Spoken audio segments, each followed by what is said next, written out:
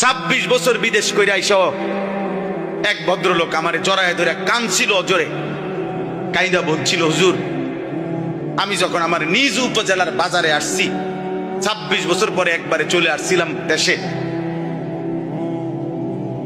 আমার বিবিরে নিয়ে বাজারে গেছি, পুরা বাজারের একটা রিক্সার ড্রাইভার পর্যন্ত, অটোর ড্রাইভার আমারে দেখায় কইডে ওই তাইর জামাই।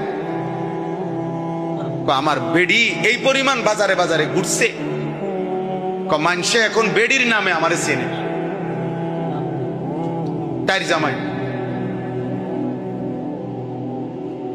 লোকটা খুব কাঁদছিল আমার কাছে, কজের আমি উপজেলার মেইন প্রফারে 4 তলা একটা বিল্ডিং করছিলাম বড় আশা নিয়ে, আজে ভাড়া দিয়েই 1.5 লাখ টাকা ভাড়া মাসে পাইতাম, ভাবছি এই টাকা দিয়েই চলবে, আমার আর বিদেশ করতে হবে না, মনে করছি একটা ফ্ল্যাটে থাকবো, একটা ফ্ল্যাটে বাকিগুলোর ভাড়া।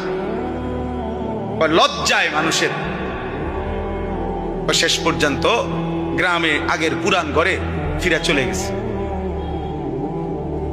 কি ভাই, নিজের স্ত্রীর চরিত্র, ছেলে মেয়ের আখলাক আপনার জিম্মাদার, আপনার জিম্মাদার।